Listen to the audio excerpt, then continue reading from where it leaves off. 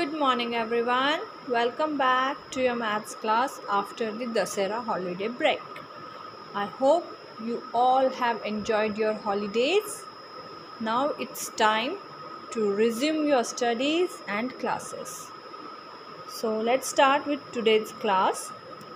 So student, today we are going to start with the new chapter from your maths textbook, chapter number 9, money. Okay.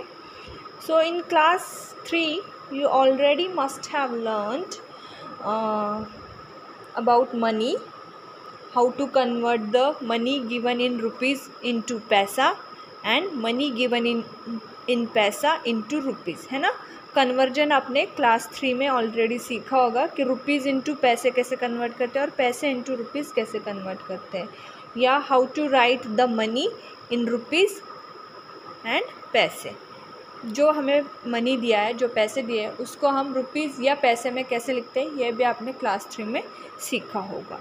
Now we will revise whatever we have learned in previous class in the exercise 9.1.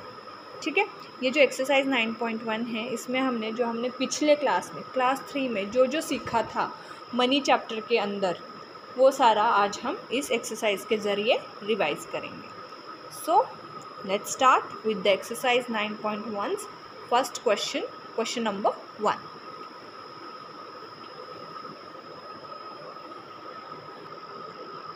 So question number 1 from the exercise 9.1.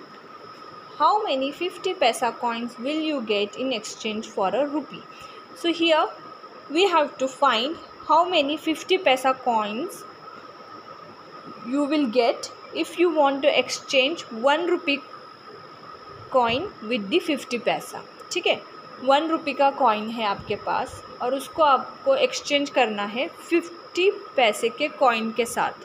तो 1 रुपये के coin के बदले 50 पैसे के ऐसे कितने coins आपके पास आने चाहिए एक्सचेंज में, वो हमें फाइंड आउट करना है. So first of all, to find this you should be knowing the relation between rupee and paise, है ना. पैसे और रुपीज़ में क्या रिलेशन है वो हमें पता होना चाहिए.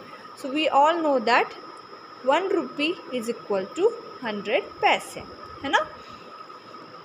सो since we have to exchange 1 rupee into 50 paise, this means we have to divide 100 paise bye 50 पैसे. ओके, अगर हम 100 पैसे को इन 1 रुपी देर आर 100 पैसा, है ना, इसलिए 100 पैसे को हम 50 पैसे से डिवाइड करेंगे तो हमें पता चल जाएगा कि 1 रुपी के एक्सचेंज में हमें 50 पैसे के कितने कॉइन्स मिलेंगे. सो right over here 50 paisa coins in exchange of a rupee is equal to 100 paise divided by 50 paise. I hope you all are clear with the fact why I have divided 100 paise by 50 paise.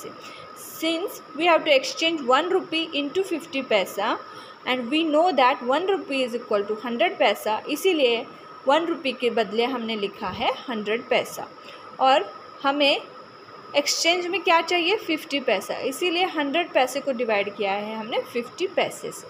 ठीक है, सो 100 divided by 50, 100 divided by 50, the answer will be 2.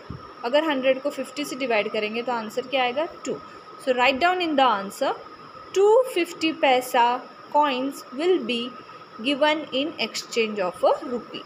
सो 1 रुपये के coin के बदले 50 पैसे के कितने coins मिलेंगे 2. Okay, next question number 4 from the exercise 9.1. Ashita bought a pair of shoes. She gave 200 rupee, 220 rupee and 110 rupee notes to the shopkeeper. How much did the shoes cost her? So here Ashita bought a pair of shoes. Ashita नाम की एक लड़की है, उसने shoes ख़रीदे हैं market से. तो उसने इन शूज़ के बदले शॉपकीपर को कितने पैसे दिए हैं, उसने दिए हैं 200 रुपीज़ नोट्स. 100 रुपीज़ की उसने 2 नोट्स दिए, फिर 220 रुपी नोट्स, 20 रुपीज़ के 2 नोट्स दिए, मतलब 2 नोट्स दिए, और 10 रुपीज़ के भी उसने एक नोट दिया है, 1 10 रुपी नोट्स। इस तरीके से उसने वो शूज़ के पैसे शॉपकीपर को दिए हैं। Now what we have to find, we have to find how much did the shoes cost her, मतलब इस शूज़ की कॉस्ट कितनी है, या आशिता ने वो शूज़ खरीदने के लिए कितने पैसे दिए हैं शॉपकीपर को। तो ये जो जितने जितने नोट्स दिए हैं उन सब का हमने टोटल फाइंड आउट करना है। तो हमें पता चल जाएगा कि हाउ मच मनी और how much is the cost of that shoes. ठीक है, so this is the word problem. We will write down the data given in the words. Money given by Ashita 200 rupee notes, which means it is equal to 2 into 100। 100 rupees के कितने notes दिए हैं, 2। इसका मतलब हमें 100 को मल्टीप्लाई करना है 2 से। That means it is equal to rupees 200। Next she gave 2 20 rupees notes. 20 rupees के कितने नोट्स दिए इसने, 2। इसका मतलब 2 into 20, so 2 into 20 is equal to rupees 40। कितने पैसे हो गए वो, 40 rupees. Next 1 10 rupee note. 1 10 rupee note means it is equal to 1 into 10. That means rupees 10 only. Now we have to add all these together so that we can find out the cost of shoes. The cost of shoes is equal to rupees 200 plus rupees 40 plus rupees 10 is equal to rupees 250. ठीक है, shoes की cost कितनी होगी, rupees 250. So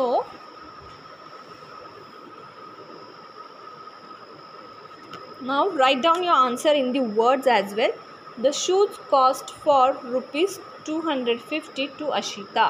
तो अशिता को इस shoes की cost कितनी पड़ी, कितने में लिया उसने उस शूज़ को, रुपीज़ 250 में। ठीक है, next question, question number 6, write in terms of rupees. So here we have to write the given money in terms of rupees. जो जो पैसे दिए हैं, जो जो मनी दिया है उसको हमने रुपीज़ में लिखना है। So from question number 6 I am going to solve sub part A and C. 75 rupees 80 paise is equal to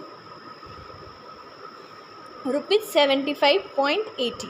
सो इसको हमने रुपीज़ में लिखना है। तो इसको रुपीज़ में लिखने के लिए हमने क्या करना है, रुपीज़ को डेसिमल पॉइंट के पहले लिखो, और जो पैसे वाली मनी है, the amount which is given in the paisa, that we have to write after the decimal point. ठीक है, रुपीज़ वाली जो अमाउंट है वो डेसिमल पॉइंट के पहले लिखेंगे। 75 रुपीज़ है इसलिए 75, then I will give 1 decimal point over here, and 80 paise है इसीलिए 80 को मैं डेसिमल पॉइंट के बाद में लिखूँगी as it is. So rupees 75.80.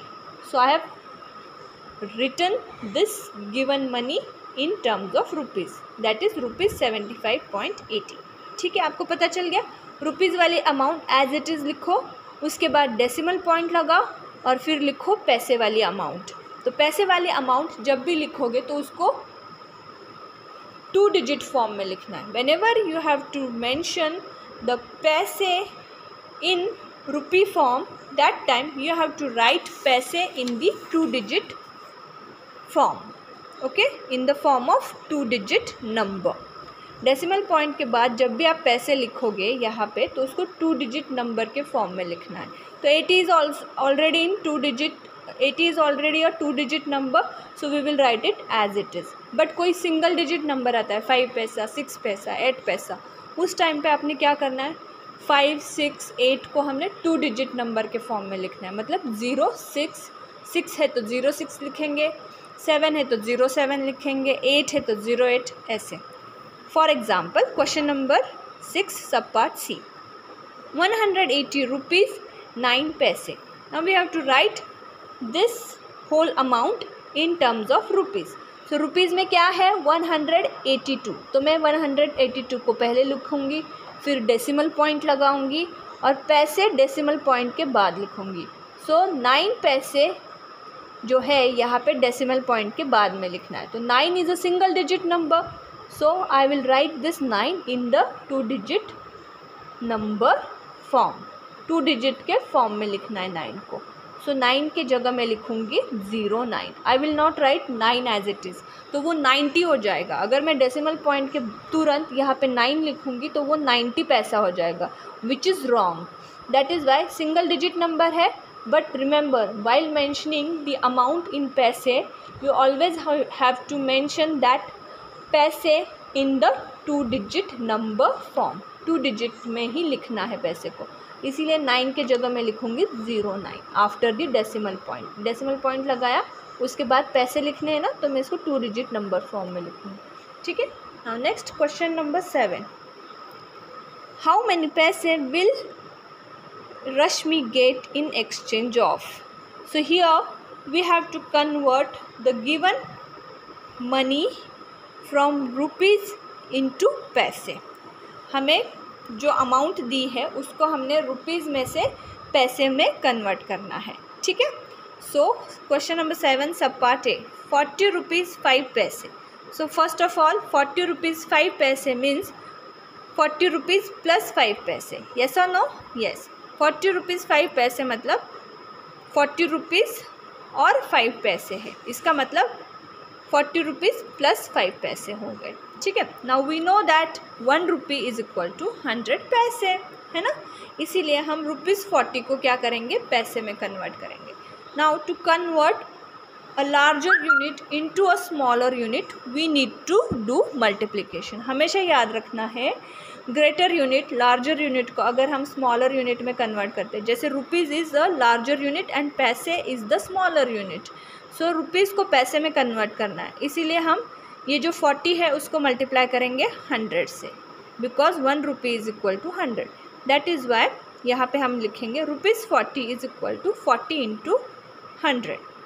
So 40 into 100 is equal to 4000 paise. So ₹40 is equal to how much, 4000 paise. Now write over here ₹40 rupees 5 paise is equal to 4000 पैसे plus 5 पैसे, है ना. 40 रुपीज़ को मैंने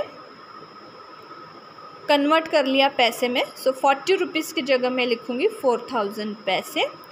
5 पैसे ऑलरेडी इन द पैसे, है ना. This is already in paise. So I will write it as it is 5 paise. So 4000 plus 5 it is equal to 4005 paise. Okay. Now write your answer. 40 rupees 5 paise is equal to 4005 paise. Okay. Now last question from today's class. Question number 8. How many rupees and paise will Karuna get in exchange of? So here we have to convert the given money in the form of rupees and paise. ठीक है. यहाँ पे जो money है वो हमें पैसे में दी है, उसको हमने कन्वर्ट करना है रुपीज़ और पैसे में. Okay. So 1 rupee is equal to 100 paise. we already know that 1 rupee is equal to 100 paise. That is why to convert this paise into rupees we have to divide by 100. Now here we are converting a smaller unit into a greater unit. जैसे हमने पैसे को rupees में convert करना है ना. So paisa is the smaller unit and rupee is the greater unit या larger unit. तो जब भी हमने स्मॉलर यूनिट को ग्रेटर यूनिट में कन्वर्ट करना होता है तो हमने करना होता है division. We have to do the division over here since we are converting a smaller unit into a larger unit. ठीक है. सो इसीलिए 56,000 paise is equal to 56,000 divided by 100. 100 से क्यों कर रहे? Because 1 rupee is equal to 100 paise, इसीलिए यहाँ पे हमने 100 से डिवाइड करना. सो 56,000 डिवाइडेड बाय 100 आप रफ में भी कैलकुलेट कर सकते हो या आप मैं जो ये इजी आपको स्टेप बता रही हूँ उससे भी कर सकते हो. तो 56,000 डिवाइडेड बाय 100, तो मैंने बताया है हमेशा कि जो डिविडेंड होता है that will be the numerator and जो डिवाइज़र होता है that will be the denominator, है ना. अगर इसको फ्रैक्शन फॉर्म में लिखना है 56,000 डिवाइडेड बाय 100, इसको फ्रैक्शन में लिखना है तो कैसे होगा? 56,000 जो हमारा डिविडेंड है वो जाएगा न्यूमरेटर में, और 100 जो डिवाइज़र है वो जाएगा डिनोमिनेटर में।